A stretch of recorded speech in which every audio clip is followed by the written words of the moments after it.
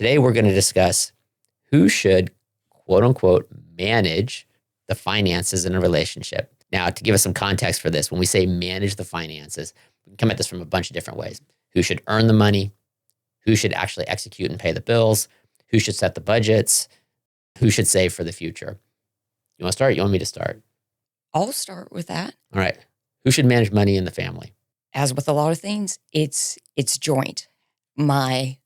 From a woman's perspective, comes from my mother managed the money. She was the stay-at-home person.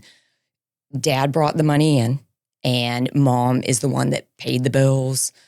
I don't know if they had a formal budget per se, but she bought the groceries, the electric bill. She took care of all of that. And so that is what I saw. And I think even when she started working, she still did a lot of that. Now, when it comes to you and I think it's safe to say that I have an unhealthy relationship with numbers. An unhealthy relationship with numbers. You're bad at math. Is that what you're trying to say? I've never been comfortable with math. Okay, that's a better way of saying it. I do not believe I'm as bad as I think I am. It's just that's ingrained from a test-taking experience in first grade. Early day traumas. It really is. Anyway, they scare me on some level. However, so what has taken place because of I have I'm going to say a little bit more than a little bit, anxiety about messing stuff up when it comes to numbers, or that I don't do the execution. Yeah, I think traditionally, historically, it's been a male's role to earn money and bring it home. And historically, whoever's managing the house, which tend to be women, would execute the paying of bills and the expenses and stuff. It's a very outdated model for it. And if we're putting a male perspective on it, I still think men, for their spirit, if you will, need to be providers. They need to earn, because that does something for you as a man to provide. You don't need to be the sole provider by any stretch. And you don't even need to be the biggest provider, but you need to provide, because I think that gives you something powerful in a male spirit that you're contributing. For executing of budgets and everything, I would say whoever has a healthier relationship with numbers should do that. In our children, I think Taylor in her marriage, she's a CPA. She loves numbers. So I'm pretty sure she executes a lot of their bill paying and everything. But that brings us to the concept of budgeting and saying where money goes. I think that it is super unhealthy if either person controls the budget. The budget has to be a shared thing. One of the powers of money in a relationship is where you spend your money is where your goals are. And if one person is setting all the budget categories or setting all those things, that's one person's goals. That's not your couple's goals. So I think I believe very strongly that a strong man should give guidance in those areas, but he has to be open to input and feedback on those. If you come in and say, this is how we're doing it, you're just going to cause problems. One, you don't understand probably all the areas that you think you understand in running a household, and you're not building agreement and synergy. You're being demanding, and that will never work. So from my perspective, I should provide guidance on what we're doing with our budget, because I come at a perspective that you might not have on some stuff, but you know a lot of the areas of our budget way better than I do. I believe the budget is a partnership.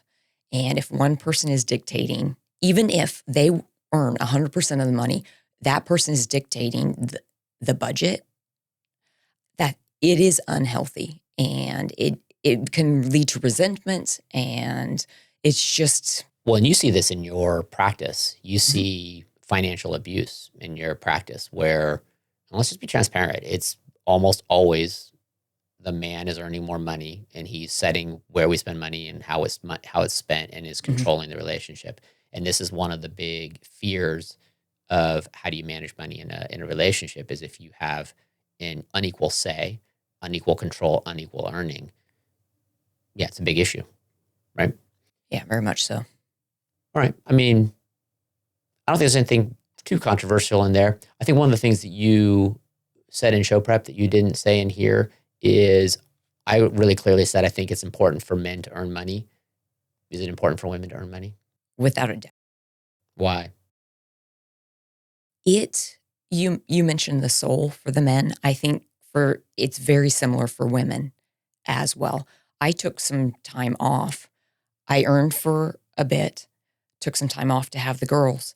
And when I went back to work and got a paycheck, I feel it contributed to a higher self-confidence in myself.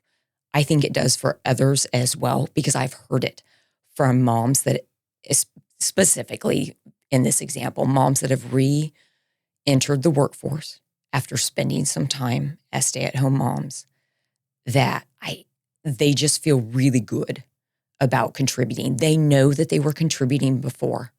I'm very fond of saying to people, when they say they don't work, I say you don't work outside the home. You work. It just makes you feel good and feel more ownership when you're also bringing in money. I believe that is important for the vast majority of women I know, that they want to be a part of that. Some don't. And if that works for their relationship, then that's discussed by all means. But the vast majority of people I know get value in bringing in money into the home and contributing. Yeah, I don't disagree. And again, the only reason I said it from a male perspective is because that's what the segment is. So I just wanted to give you a chance to come back, because I think it's important to every person's spirit that they are contributing, however they define contributing. Mm-hmm. And when we talk about couples, contributing financially has power to it. And in some relationships, you need it to create the dynamic for shared decision making. We didn't need that in ours. I mean, we always were going to make shared decisions, but some people need that. They need that I'm contributing, so I have a say, either because the dynamics in the relationship or because of how they feel, that I shouldn't say anything. It's not I didn't earn it. Yeah, so I think that's really good. Well, so how do you guys divide your finances? Tell us a little bit about that. There are many ways to slice and dice the earning, the paying, the budgeting, the savings. So let us know in the comments how you manage your money.